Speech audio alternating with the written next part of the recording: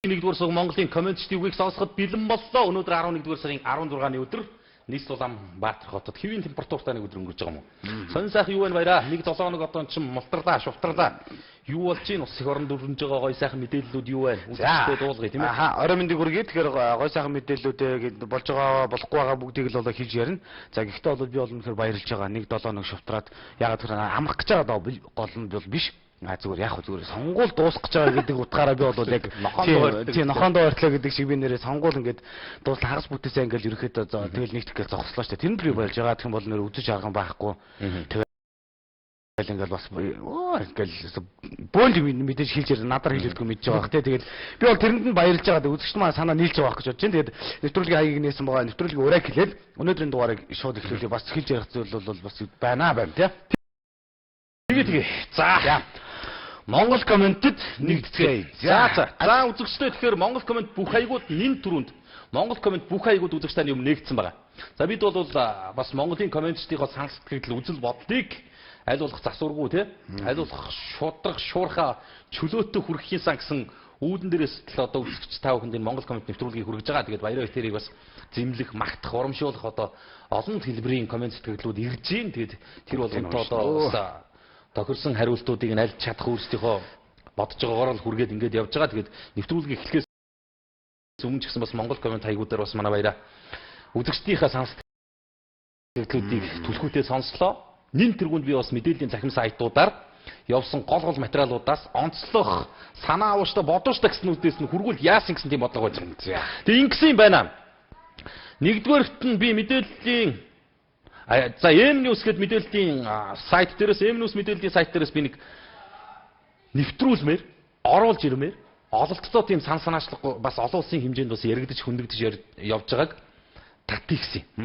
Юу гэхээр зэрэг бид нар бол байнгын тийм гадны туршлага ярьж байгаа шүү дээ. Гадны туршлага тий гадны практик аль болох л одоо Оросын жишгээр аль болох Америкийн жишгээр ийм байна тийм байна гэсэн баахан туршлага технологи л ярьдیں۔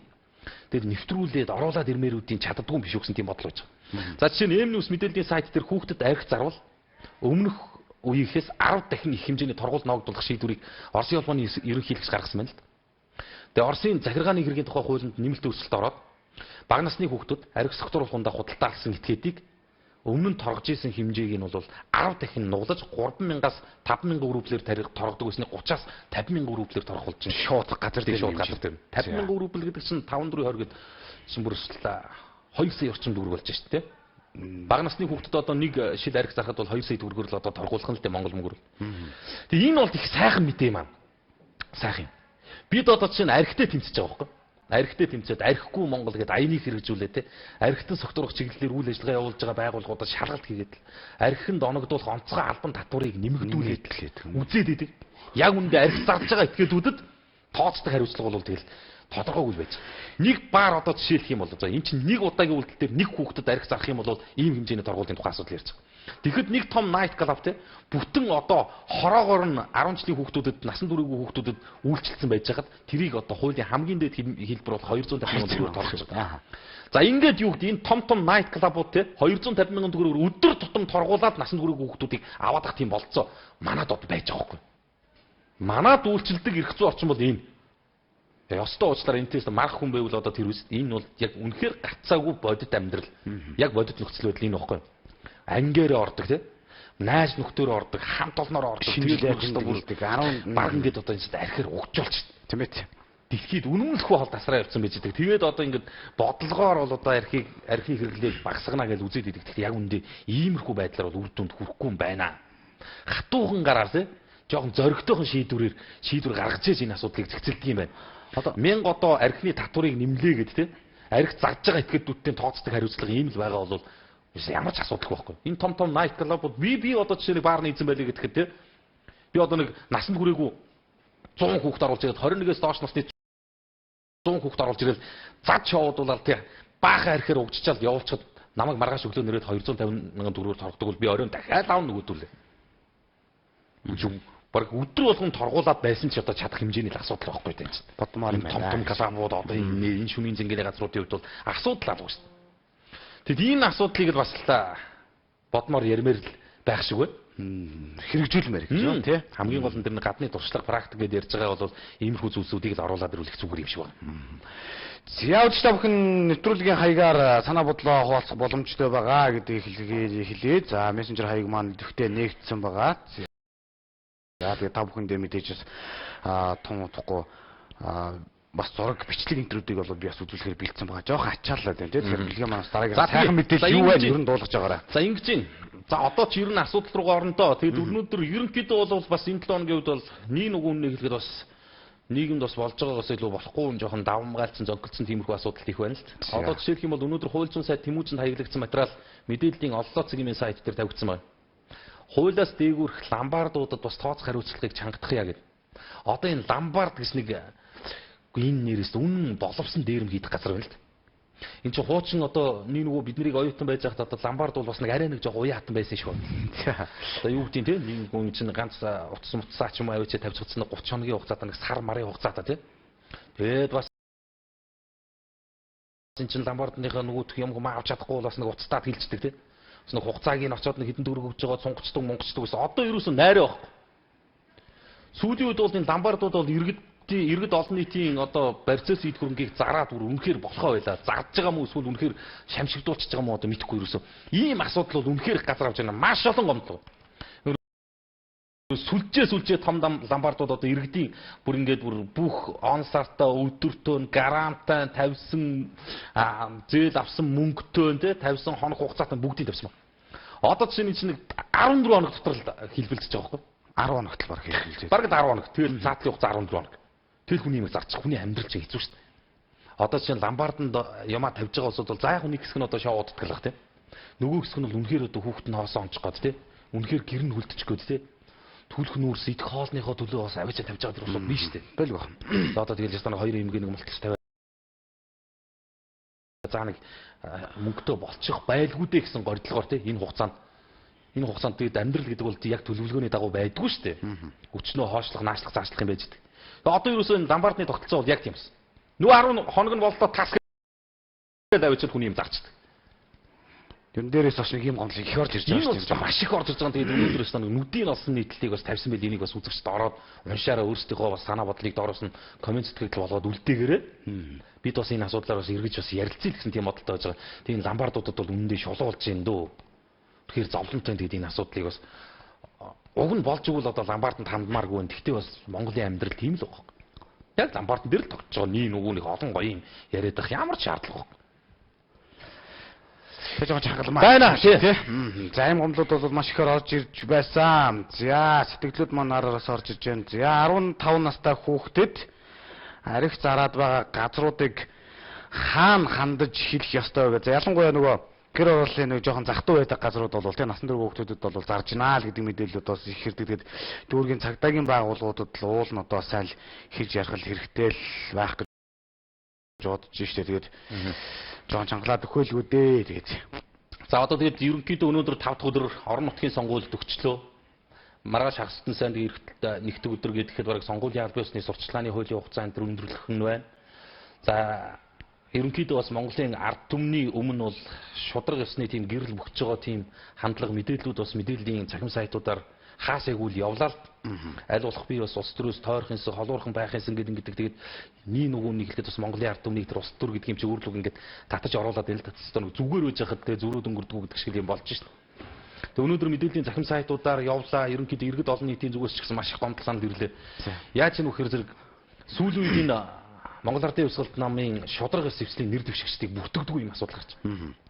Монгол улс ардчилсан сонгуулийг явуулж эхэлсэн 22 жилийн хугацаанд ийм түүх гарч ийсэнгүү. Үнэхээр одоо тий сүүлийн үед бас нэг Монгол Ардын намын нөлөө бас буурсан, суларсан мэт боловч энэ намын бас зангарах байна. Нэг нүгөө хэлэхэд бол Монгол Ардын нам бол өнөөдрийн хэмжээнд бол яг орон нутагт дүүргүүдэд, хороодод сонгуулийн байгууллагыг бол бүхлээр нь аппаратаар нь хөдөлгөж ийн гэсэн тийм дүр зураг байна. Энэ нь юуг харуулж ирэх вэ? Монгол Ардын нам бол маш их айдастай байна гэдгийг гэрчилж байгаа юм шиг гэсэн тийм хандлага байна л д. Тухайлбал за нэг бол яах вэ гэсэн. Нэр дэвшигчдийг бүртгэдэг юм асуудал гарч ирээд байгаа байхгүй шинээр орж ирж байгаа. Нэг бол яа гэсэн. За 10 бол одоо яасан болоо гэж бодгосон. Тэгэхэд одоо жишээ нь Монгол Ардын Хувьсгалт намын 189 хүнийг бүртгэсэнгүй энэ удаагийн сонгуульаар. 180. Бараг аймаг болгонд ийм асуудал гарсан. Аймаг болгонд Монгол Ардын Хувьсгалт намын шударга сэвсдийн нэр дэвшигчдийг бүртгэхээс татгалзсан сонгуулийн тойргийн хороогийн тухай асуудал яригдсан. 5-6 аймагт өнөөдөр Монгол Ардын Хувьсгалт намынхын идэлх ёстой эрхээ идэлж чадаагүй төлөө өлсгөлн зарлцсан хэвтэж байна. Ард түмэндээ одоо тийм шудраг үнний дуу хоолой болж тэмцэж ингэж хурж байгаа тэр эрхээ боомлуулсан 189 иргэн өнөөдөр хаана хин тантгаа мэдэхгүй ингээд суудсан байж. Дэндүү шудраг бас хорвоо юм биш үү гэж би ойлгож байгаа. 189 хүн энэ чинь нэг биш, 10 биш. 189 хүн байхгүй юу? 189 хүний ард хэдэн хүн төлөөлөл болж үлдэхгүй гэдгийг бодолт. 189 нэр дэвшигчээр. Тэгээ өнөөдрөөс эхлээд яасан нөхөр зэрэг ийм юм явж байгаа байхгүй. За нийслэлийн Сүхбаатар дүүрэг дээр 9 нэр дэвшигчийг бол яг бүртгэж авч байгаа юм байна. За 9 нэр дэвшигчийг бүртгээд авлаа гэдээ ингээ ойлгоо бодсон чинь 9 нэр дэвшигчийг бүртгэж авж байгаа энэ хугацаа өнөөдөр 11-р сарын 16-ны өдөр бүртгэж авч байгаа. Маргааш хагассан сая гэсэн 2 хоног өнгөрнө. Нөгөөдөр сонгуулийн бүх сурталчилгааны ажил хаагдана. Үгүй ийм шудраг бус байдал гэж юу гэдэг юм бэ? Ийм шудраг бус юм гэж юу байх юм бэ амьдрал? Энэ арай дэнд байгаа юм шүү.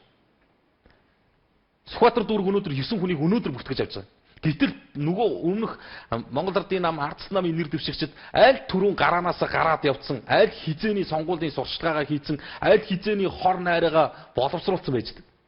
Нөгөө нэр дэвших мандатаа гардаж авч чадаагүй улсууд чинь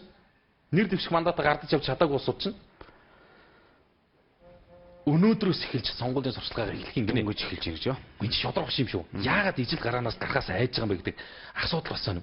Тэгээ ингээд яас өнөөдрийн говьлтод жишээ нь засагтхааны хөхарчууд арсын бараагүй гэсэн материал байсан. Мэдээллийн Word хэмээн сайт дээр тавьчихсан. Одоо чинь энэ байгаа байхгүй. Хэнийг бүртгэхэд хэнийг бүртгэдэггүй юм бэ гэдгээс л бодмоор байна. За жишээл энэ дээр бол бичсэн маань. За говьлтод гэдэг ингээд говьлтод гэхэд шударга сэвсдийн Монгол Ардын Хувьсгалт намын нэр дэвшигчид өлсгөлн зарлаад одоо байж. Тэгээ одоо энэ Улсын хурлын гишүүн Баянсэлэнг очоод уулзаад энэ төр болоод ирсэн байлээ. Зарим нэгийнх нь эрүүл мэндийн байдал хүртэл хэцүү болсон байж. Тэгсэн энд ингэ байж. Одоо говьлтод гэх юм бол Говьлтай аймгаас нэр дэвшиж байгаа нутгийн уугуул иргэдэг гэж баг байхгүй болсон. За. Уг нь алтаач одоо оюуны потенциал тэгээ оюуны баялгаараа бол одоо бас Монголд байгаа явуулдаг аймаг шүү дээ. Нэр бүр битсэн байгаа байхгүй. Тэгээ шинэ үеийн дүрслэх урлагийн анхдагч Балдуугийн Шарав, за Монгол Улсын Баатар Магистрийн Жанчиг, Дүгрийн Гуйлан тэ Чадраагийн Лодоо дам Лодонгийн төдөв ерөнхий сайд асан жасраа гэл ингээд яриул одоо жишээ нь зөндөлд. Тэгсэн гэж байгаа. Говьлтод одоо нэр дэвшигчдийг би танилцуулъя. Говьлтай аймгийн иргэдийн төлөөлөгчдийн хуралд Увс аймгийн харьяат Гамбат, Ховд аймгийн харьяат Эрхэнбаяр, Завхай аймгийн харьяат Самбуу Даш гэгчлэнгээр өөр аймгийн харьяалтай хүмүүс очоод Говьлтод нэр дэвшиж байгаа байхгүй. Ийм хүмүүсийг Говьлтай аймгийн сонгуулийн тойргийн хороо бүртгэж авч болсон. Чадсан. Ийм хүмүүсийг одоо бүртгээд авсан байгаа байхгүй. Энэ нөхдүүдийг. Чи бодлоо. Говьлтай одоо чи Говьлтай иргэн байлээ гэхэд би Ховдоос очиж чиний асуудлыг шийдэж өгнө гэж нэр дэвшиж байгаа байхгүй. Увсаас очиж нэр дэвшиж байгаа. Завхнаас очиж нэр дэвшиж байгаа. Тэднийг нь тойргийн хороод нь бүртгээд авчиж байгаа. Тэгээ одоо тэрэнд нь ард түм итгэх нь л дээ. Тэгээ энгийнэр бол те маш энгийнэр бол одоо нэг Баяуулгийн нөхөр өмнө говьд очоод те өмнө говьчуудын төлөө та нарын төлөө ажиллана гэд нэр дэвшиж явж байгаа. Хоёрдугаар асуудлыг шийдэж байна. Хоёрдугаар асуудлыг чинь би шийдэж өгье гэдэг. Гэхдээ тийм болцоо байдаг бол энэ чинь яагаад тэр нутгийн уугуул дэргэд нь болтгүй бэ гэдэг асуудал бас байж байгаа юм. Тэгээ засагтааны хөхарчууд арсын бараагүй гэдэг нийтлэл мэдээллийн Word хэмээн сайт дээр тавьсан байгаа энэ жоох үзэгч тав хүмүүс хандаад хараад үзээрэй. Ерөнхийдөө бол Говьлтод бол бас өөрийн уугуул дэргэд нь бараг байхгүй болсон байж байгаа. Дандаа гаднаас. Ганц хоёр нэг байгаа байл хөтэй юм чинь бас. Тэгээ сони энэ бүр нэртэй устдаа ингээд сайхан тавьсан байж лээ. Одоо Увсаас, Гамбат, Ховдоос, Эрхэнбаяр, Завхнаас, Самбуудаш гэдэг ингэж бас болд юм уу? Яа тийм чинь хүн чинь бас нэг түүх намтар гэж юм байна шүү. Одоо чинь энэ хүмүүс бол тэр нөгөө сонгуулийн танилцуулга материал дээр яг өөрийнхөө нутаг оронд төрсөн нутаг усаа бичээгүй харьяалдаа бичээгүй гэж байгаа юм. Ам бүлтэд эзэмшсэн мэрэгжил боловсрал тим нас тэд төрсөн газар гэж байхгүй. Төрсөн газар л байхгүй. Энэ чинь хамгийн ихэнд нь тэр байдаг гэж таа. Тэр аймгийн тэр уул гэж л байж байгаа хэвээр тий. Тэгвэл яагаад бол бичээгүй нэгд чинь тэгэл тодорхой юм байна. Алтай өөр янаас ирсэн гэдэг нь тэгээд тий. Одоо ерөнхийдөө нэг ийм асуудал болж байгаа юм. Тэгэд бас нэг энэ бол гэхдээ иргэдийн гарт байж байгаа асуудал шүү дээ. Хинд нь ямар дүн тавих вэ гэдгийг бол иргэд мэднэ л да. Одоо алтаачууд бол жишээ нь энэ дүнгээ тавина байлгүй. Тэ? юу гэдэг чинь бас сонирн байгаа шүү дээ. Би одоо жишээ нь Ховд аймгийн харьяатад ихчээл одоо говтоор очиод би одоо аймгийн засаг дарга болно тий. Аймгийн ард түмэнд сайн сайхан амьдралыг авчирна гэдэг үл одоо энэ чинь ёстой уцаа солиор чиг баг хөөхүүлгүй тийм чинь. Одоо ч бас тэгээд их л юу яадаг болсон шүү дээ. Тэгээд их нутрахдаг болсон. Тэгээд сүүлдэн дээр ноосны урамшуулын яг наадаж билгийг ярьж байгаа санаж байна. Ноосны урамшуулын мөнгө манай юунд дээр сум дээр ирсэнгүй. Яав юугээ шалгаад яасан бас идсэн байсан. Гэсэн чинь тус сумын засгийн засаг дарга нь бол шал өөр аймгийн хүн ирээд засаг дарга хийсэн. Тэгээд хамаг нөгөө малчд ард ирээд байгаа ноосны мөнгө гэдэгт шалгасан гарч ирсэн. Тэгтээ сүүлд нь хил ам хийж байгаа бас авлаа гэдэг зүйлийг хэлж ирсэн л да. Тэгээд ер нь бол амьдралын зүйл байгаад байгаа юм. Яг ийм байхгүй. Хэцүү байхгүй. Яг ийм байхгүй. Амьдралын зүгээр бодит теорем бол яг ийм. Энэ Монгол дүр хамгийн илүү тодорхой харагддаг. Юу хэр зэрэг одоо би явлаа. Би харин хэлээд шүү дээ. Би одоо Ховдын харьяат иргэ явлаа. Төв аймгийн засаг дарга боллоо гэхтээ. Уу сайн сайхан юм хийж өгнө гэж хэлээл очих болохоос биш яг үндэ зүгээр цөмөрт лийдэж аваад алгуулна шүү дээ. Уу тийм шүү дээ. За бүр өшөө жоохон том утгаар нь ярих юм бол те Монгол улсын ерөнхийлөгчөөр хятад хүн ирэх гэж шүү дээ. Энэ баг. За Орос хүн ч юм уу те. Ирчээд Монгол улсын төлөө ажиллах нь гэдэг л ойлголтоор л зүгээр боддогт л асуудал тодорхой байна.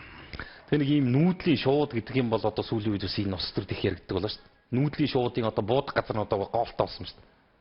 Хаана очиж ус төр хийх вэ гэдэг ингээ хайгаа явж байгаа нөхдүүдэд харьяал хамаагүйгээр буудаг газар нь бол энэ болсон. Тэгээ нутгийн иргэдийн болохоор нутгаасаа нэр дэвшиж байгаа яг нэг уугуул иргэдийн бүртгэдэг юм. Ийм зовлонтой асуудал бас нэрэ байх юм аа гэх. Яа тэгээ бас голтон бодож байгаа байлгүй дээ гэж. За явж та бүхэндээ би бас өнөөдөр нэг зургийг үзүүлэе гэж бодсон юм.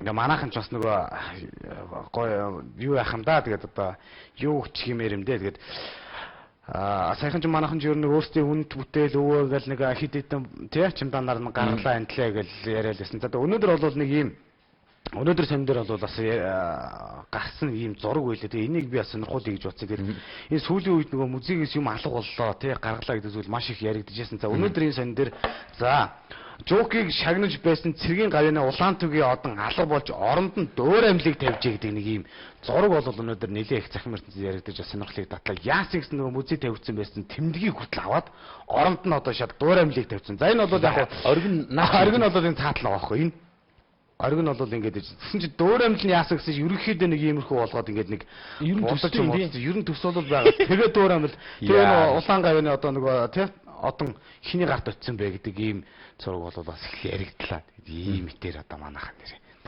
юм надад тэгэл алгаа болгоод хулгайлаад солио тавьсан байж байгаа юм. Тэгээ хулгайлаад солио тавьсан байгаа байхгүй. Тэгээ би бас өөрөө сонирхол гэж. Ер нь одоо энэ ч одоо нөгөө чемдаанаараа тэгээ гарахаас өөр яах вэ те?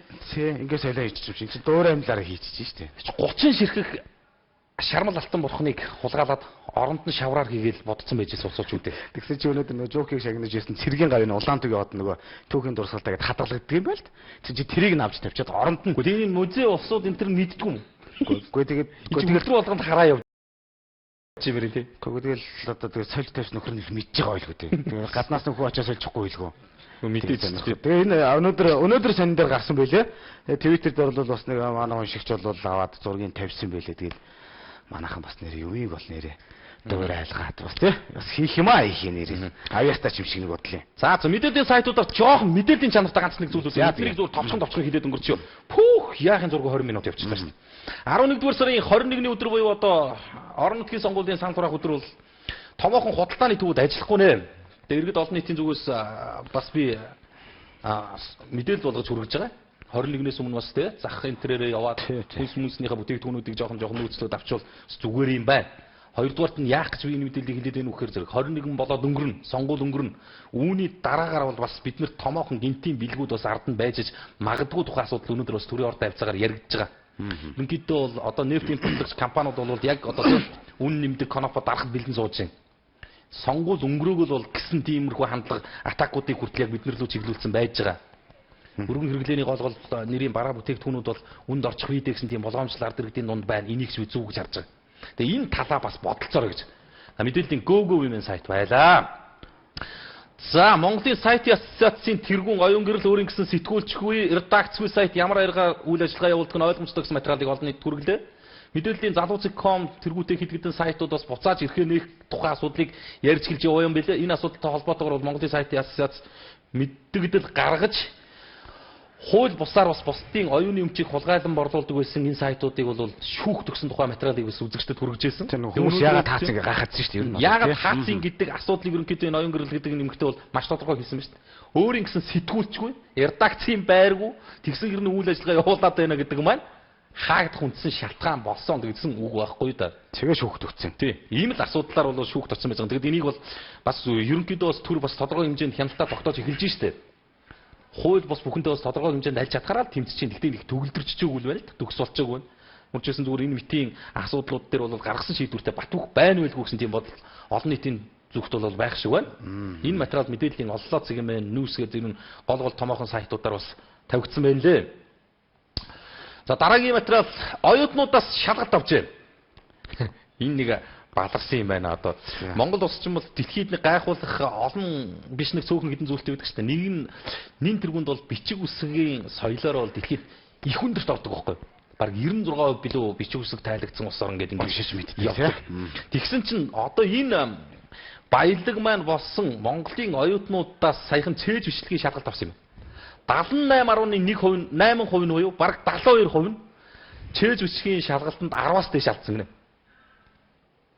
Тэг өнөөдөр цэцэрлэгийн багш нараас бас шалгалт авлаасан чинь бас хэдэн хүн басан гэлээ. 150% хүүхдээ цээж үсэг хийлгэхэд л 78-72% гэсэн үг шүү дээ. 100 оюутны 72 гэсэн үг байхгүй. 10 оюутны 7 гэсэн үг. 10 оюутны 7 нь 10-аас дээш алдсан. Юхтүүдээ одоо ёстой төр зэсэг та нарын төлөө ёстой нэг улайхараад ажиллаж ин да тий. Мөн ч гоё болсон да одооны оюутнууд бол студент тэтгэлэгтэй тий сургалтын төлбөрийн саралхан мөнгө авч байна 70 мянга авч айд сайхан гэсэн болгоныг л одоо ерөнхийдөө оюутан залуучууд руу хандуулаад байдаг. Тэгээ ард нь хичээлээ хийдгүү нөхцөл байдал бас байх юм аа ч. Зовлонт одоо энэ мэдээлэл дэлхийд дахин цацагдвал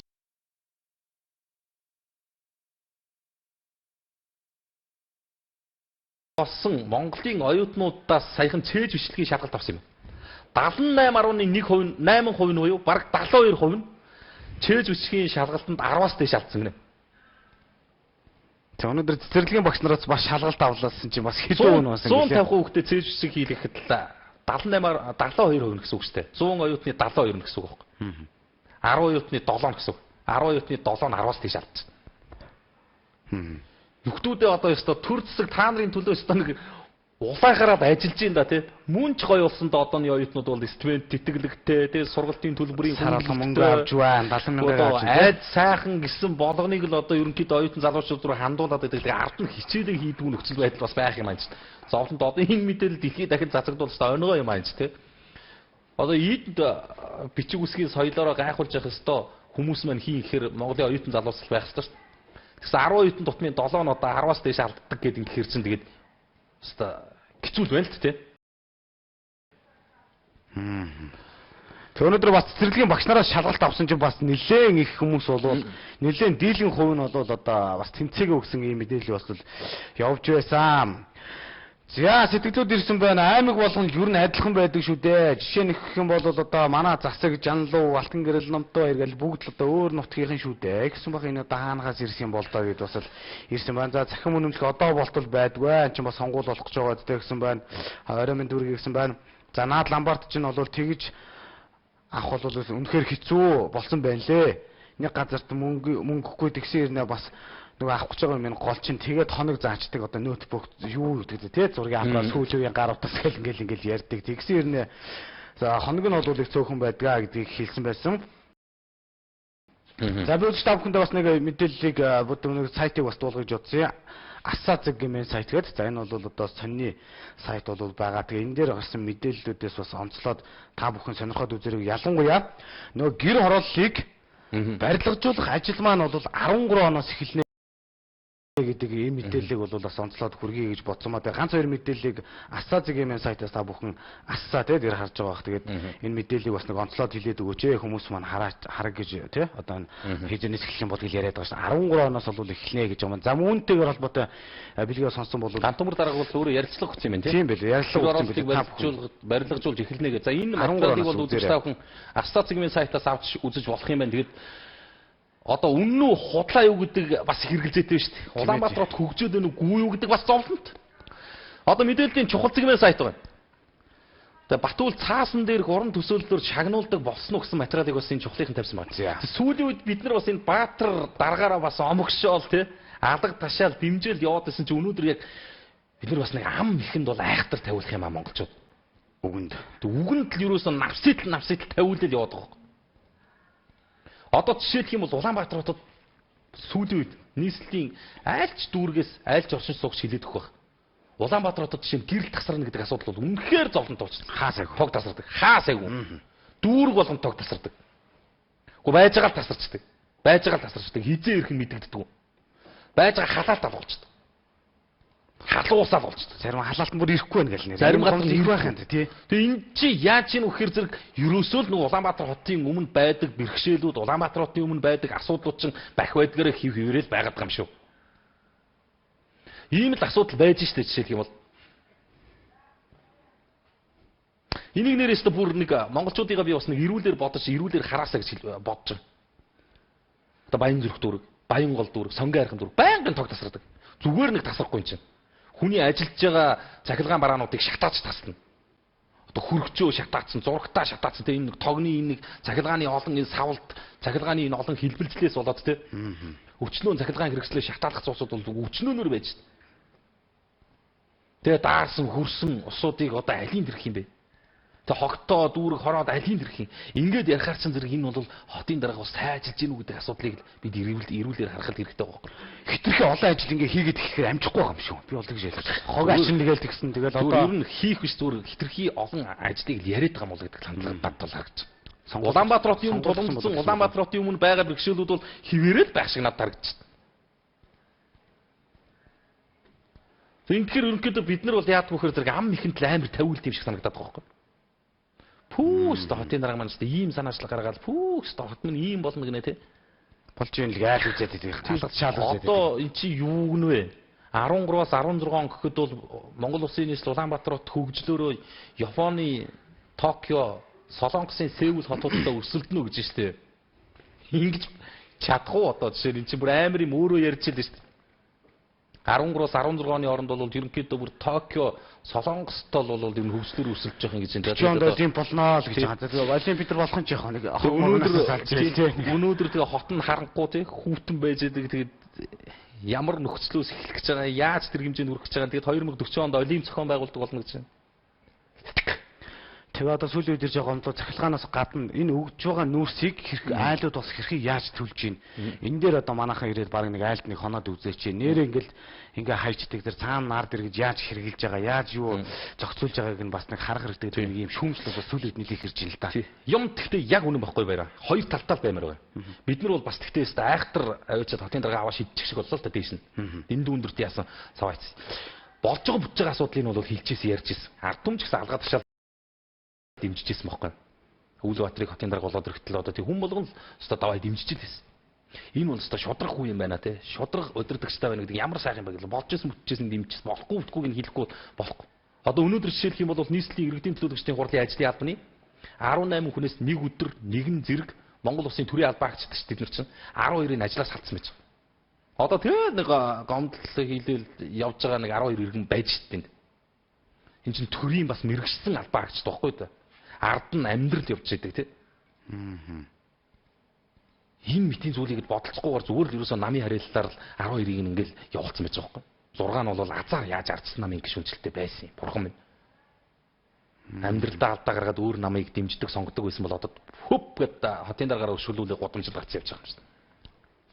Жог хэрэгжүүлдэг баймаар гэж. Тэгээд ингээд болж ийн гэд энэ дээр бас нэг сэтгэл орж ирсэн байна л да. Шоу гэсэн байна. Гэхдээ яг зүгээр хүү ярихад бол амархан хийхэд хэцүү манахаа хийснийхаа дараа ярьж баймаар юм те. Хичнээн жил бол ингэх юм бэ. Тэгэл дандаа хийх гэдэг штэ. Хийн ёстой гоё сэтгэл. Тэгээ яг өнөөдөр бол бас бэлгээ дээр ингээд бас иймэрхүү үзэгчдээс бол тог байхгүй, нүүрсний тарааж байгаа асуудал болохгүй байна гэд ингээд ихээр нэрэл одоо сайхан юм ярьж байгаагаар нэр хэрэгжүүлснийхаа дараа ярьдаг байна. Одоо манайха бол үнэхээр хошгорсон байна л гэж. Тий, өчигдөр телевизээр явсан нэг томоохон ток шоуны тухай мэдээллийг бас энэ мэдээллийн сайтууд дээр тавьсан байлаа. За, Дуйлан цэгийн сайт байна. Дуйлан цэгийн сайт дээр бол тавигдсан байна. Дарга нараа Сургуулийн насны бүх хүүхдүүд нийтийн тээврээр 200 төгрөгөөр зорчдог юм шигтэй гэсэн гарчигтай тавигдсан материал. Энэ өчигдөр нөгөө одоо жишээ нийслэл энэ засаг даргын тамгын газрын албан агчид бол нийтийн тээврийн үйлчлэгийг сайжруулах асуудлаар телевизийн шоунд оролцсон байна. За ингээд шууд нэвтрүүлэгт оролцож явахдаа ингэж маргалдаж булаацсан байна. 16 наснаас дээш хүн бүр 200 төгрөгөөр зорчдог бидтэй гэж ирээд хоорондоо маргалаа. Өнөөдөр автобусанд тий хүүхд хэдэн төгрөгөөр зорчдгийг л мэдэхгүй дарга нар тэгээд энэ асуудлыг шийдэж өгнө гэж яриад явж шít. Нүдний булаа шүү энэ нэр тий. Гэтэл тий автобусны тариф шинжлэгдээд энэ ч одоо хэдэн жил болж байна. Тэр чинь 16 ийм бол энэ ч одоо нэрээс жаргалаа шүү дээ. Энэ автобусанд 16-аас дээш насныхаа 200 төгрөгөөр явдаг бол одоо энэ ч одоо башиалаа үсттэй энэ чинь. Юу эрхмүүдээ нөгөө хүүхэд 100 төгрөгөөр явдаг үе чинь бүр баг өмнөх нийгэмд үлдчихэд байна шүү дээ. Хаана явж байна те. Үдсэн байлгүй дээ шоуг нь одоо. Хөрсөн дээрээ газардахгүй бол нэрээ нэг төрийн удирдах халбанд очсон нөхдүүд нэрээ амьдралаас арай л дээшээ тасарчлаа шүү нэрээ. 16-аас дээш гараа явчихсан. 16-аас дээш нас юу нэ? 16-аас дээш насны бүх иргэн 200 төгрөгөөр зорчдог бидтэй гэдэг хооронд ингээ камерын мөн маргалцсан байгаа байхгүй. Би үзэж амтсангүй л дээ. Тэгээд энэгээр өстө өнөөдөр коммент сэтгэлдлүүд энэ Twitter, Facebook-ээс буцалсан л та. Наа ч юм бол доромжлолоо. 300 таад доош нь хийж байгаа маа наад болчихсон. 300 төгрөгтэй л ажиллаж байна. 300 таад яг утга нэг юм болж байгаа байхгүй. За хүүхдүүд тэгээд 16-аас дээш насныхаа одоо бид нар 200-аар явдаг. Гоё юм байна ч. Наад чинь дарга нар нь хэлсэн бол одоо цөмөр зүгээр 200 төгрөгөөр орд юм. Бараг зодуулаад чигтүүлээд алуулах байлгүй тийм. Тэр байтга наад хүүхдүүд чинь 400-аар явж ирсэн хэл ам тасрахгүй байхад чинь. За тэр нэрээ Туйлын цэгийн сайт дээр энэ материал байж байгаа. Ажил ам хоёрыг бол нэг зөрүүлмээргүй л байхын гэсэн сэтгэлүүд ер нь орж ирж байна да. Нэрээ Улаанбаатар бол утаан дуугаартаж өглөө хотоос орж ирсэн ман татуул гэлтэй гэрээ олохгүй төөрч чинь жилийн ийм байх юм аа гэж байна. 93 тэрбумаар энэ жил бол утаагүй байна л гэдгийг заадуулж хэлсэн. Тэгэл одоо ихэлсэн. Тэгээд тэр мэрийгээ судалчааж бас хэлэхгүй тэгэл ер нь бол утаагүй болгоно л гэсэн шүү дээ. За хотын дагыг бол жигтэйх магтаад байсан яасан бэ? Сонгуульд өгөхөд ирэхээр ингэх юм уу гэсэн байна. Тэр бол хэллээ шүү дээ. Болж байгаа асуудлыг нь бол дэмждэг. Болохгүй байгаа асуудлыг нь бол хэлэхгүй яах юм бэ зүмрөө. Дэгжээжлийн чи асуудлыг нэг жоохон шийдэг асуудлыг ярихгүй яах вэ? За тэгээд дэлхийн хорооллын хөгжил хотны урд байдаг дэлхийн боловсрал гэдэг одоо хотхон дээрээс ойрын үед бол байнга тогт сарж байна. Одоо ч ихсэн тасарсан ивээр энэ тентхийн баян голын эрчмийнхэн энтер гэдэг бас л арга хэмжээ аммаар энэ одоо Улаанбаатарын утаанд утаж одоо энэ чинь тэгээд ус төр биш л энэ бол жишээ нь одоо нөгөө нэг хотын дарга ярьсан тий бид бол тэр өмнөх үеийн гэрэлгүй харанхуй бүдүүлэг тий тав тухгүй орчин нөхцөлд амьдардаг асуудалтай хоош нь тавьж мартна гэдээсэн нэг хэл харуулж штэ. Харанхуйгаар л байж штэ одоо тийм томоохон хотгонд хүмүүс харанхуйгаар байж штэ. Тэгээ одоо яаж шийдсэн мэдэг. Одоо энэ орос улсууд чи юм болсон гоо. Тогон тасархаар халуусан байхгүй ч халаалт нь бас тасарчдаг. Тэгэд одоо нэг өстэй дээлт арай нэг гэр дотроо нэг гал түлтгүүл юм байх та одоо ч ямар орос улсын дотор ямар задгаагаа шатаалтай шүү дээ. Тэгээ энэ мэтийн асуудлуудыг бас нэр шийдэхгүй болохгүй. Хоёрдугаарт нь мэдээллийн олдоо цэгмээ сайт хоёр гишүүний хаалтсан мэтгэлцэн дахиад хойшлогдсон тухай мэдээллийг олон нийт 18-г бүтэц сайн гэдээсэн шүү дээ. Тийм. Энэ дахиад хойшлогдсон. Сонгуулийн дараа бол ер нь бол тэгээ мэтгэлцэхгүй юм байна. Би одоо тийг харж. Ингээд 5 дугаагаа хойшлогдсон. Сонгуулийн нэг ард түмнийг ингээд босгож ирээл ингээд талцуулаа тий. Ямар хэрэг сайн бол байсан. Тэгээ өнөөдөр бол ер нь бол дараа 2 өдөр боллоо гэл сонгуулийн дараа гэдэг чинь маш тодорхойгүй хугацаа байхгүй. Сонгуульд дуусна хизээ шээж бол. Сонгуул 21 гээд ингэж чинь тэгэхээр 22 гээд ингэж чинь тэрнээс хоошоо гэхээр хизээ болохын гэдэг нь бол тодорхойгүй л байж байна. Тэгээ би бас одоо боц. Тэгээ дахиад олчих. Ер нь бол болохгүй юм байна гэж бодсон. Тэгээ чи ямар нэгэн шалтгаан тэр үед нь дахиад гарч ирнэ шүү дээ сонгуулийн дараа. За баярлалаа. Тэгээд ер нь бол бас хэлсэн байна. Сонгуульд өгөхөд жоохон юу яах гээд улс төрчих гээд байна уу гэж битэрийг бол хэлсэн байна билгээ. Яг гоо зүгээр нэг айхтар бол тэгээд яасан бол байхгүй. Ерөнхийдөө бол яг одоо ганц 2 хоног л үлдлээ. Энэ дээр бол үнэхээр бас тий буцалж ин да тэгээд бас болж үлдэхгүй юм бол их л байна. Зүгээр тэрийг бол хэлж ярьж байгаа. Тэгээд өгөн дээр буулгыг, хөрсөн дээр буулгыг гэдгийг хэлж байгаа болохоос сонгуул юм юу гэж амлаж ин та бүхэн зүгээр л одоо жишээлх юм бол автобусанд бага насны хүүхдүүд хэдэн төгрөгөөр зорчдгийг мэдэхгүй байгаа улсууд бол аль намынхын гэдгийг битээр мэдэхгүй л байгаа шүү дээ. Энд бол улс төрсөн юм алгалт. Үзэж хамжаагүй. Тий.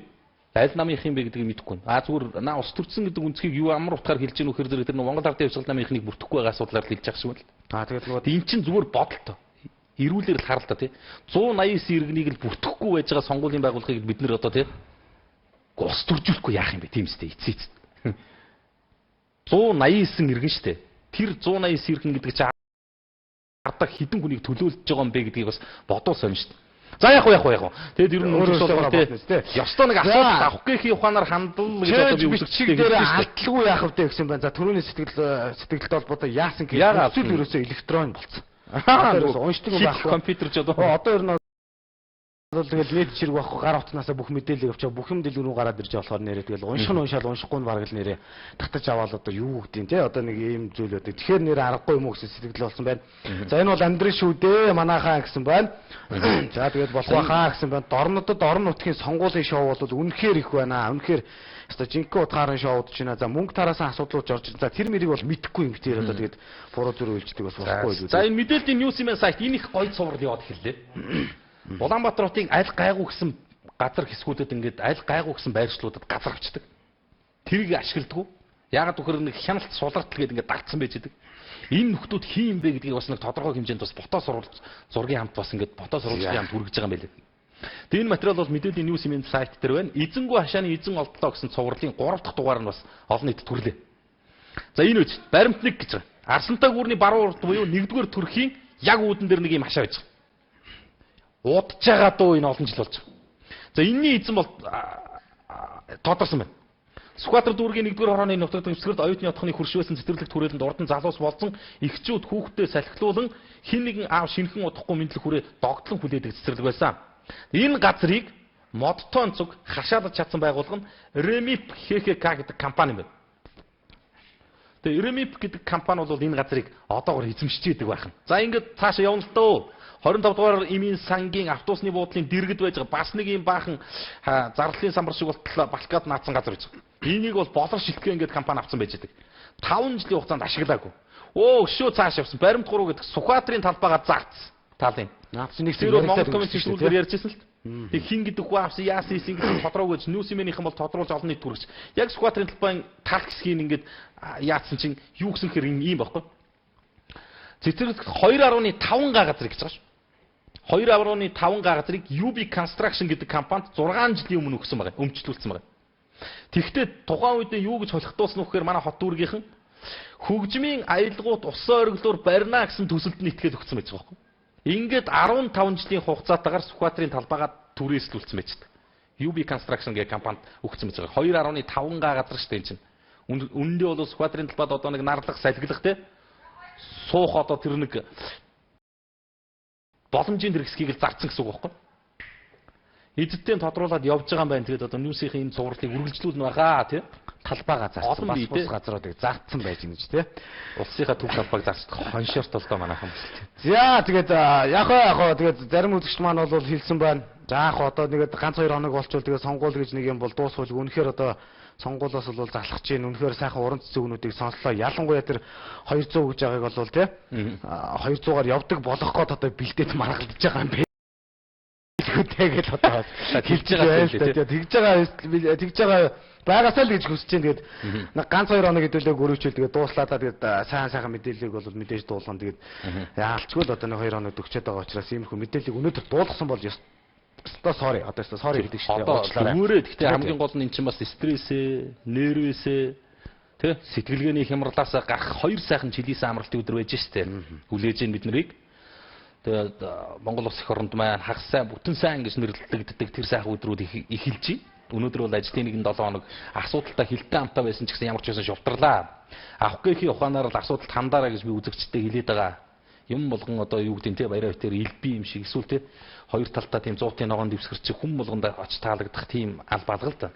Өөр өөрсдийнхөө үзэл бодлоор өөр өөрсдийнхөө одоо коммент сэтгэлдлүүдийг бичиж байгаа тэр иргэдийн хандлагаар л явж байгаа шүү гэдгийг бас хэцүү зүйтэйгээр хүлээгээд авчаарай гэж байгаа юм. За ингээд нэвтрүүлгийн бас өндөрлөх цаг болж байгаа юм байна. Ямар ч хэлсэн Монголын комментчд маань өнөөдөр нэвтрүүлэгтээ маш их идэвхтэй холбогдлоо. Баярагийн компьютероос гэхдээ өнөөдөр асуудал ихтэй байлаа шүү. Маш их одоо янз бүрийн интернет ачаалтаа байхгүй маа. Алуу тэр хамгийн сайхан тийм хурдтай одоо интернетийн үйлчлэг үзүүлдэг ямар компани байна гэдэг. байдгүй юм шүү, хүрдэггүй юм шүү. Амар их гомдол орж ирж байна. Овоо дөрөвхөн шиг олон комент Yahoo Messenger-ээр овоо дөрөвхөн шиг хэдэн комент орчихоор пакка болчих жоохоо. За залуучиг комик хаацсан юм уу гэж энийг бол хийж ярьж байгаа хаацсан байгаа. Тэг яагаад ямар учраас хаасан гэдгийг нь бол сая хэлж ярьсан байгаа тий. За ингээд ямар ч сэтгэлээр үүсэн бүх үзэгчтэй өөрийнхөө чадхаар битэр бол бас хариунуудыг бол хэлэх болно, илгээх болно. За тэгээд амралтайгаа бэлгэн маш хэлсэн байгаа. Стрессээ тайлах амралтын 2 өдөр айлчлал ярьж байгаа учраас амралтын өдрүүдийг айдахтаа сайхан өнгөрүүлээрэ. Ирэх даваа гаргаж эхлээ сонгуулийн сурчлагаа зоогч чинь. За тэгэхээр бол нэг ч зүйлийг хэлж ярихгүй, хэрүүл маргаан гараад авахгүй, сайн сайхан мэдээллийг л бүгдээрээ хэлж ярина. Тэгээд авах гэх ухаанаар хандна үстэй гэдэг хэлсэн байгаа. Баярлалаа. Илүү яруу бас сэрэмжлүүл юу гэсэн тийм мэдээллүүд их байлаад амжсангүй шүү уучлаарай үзэгчтэй.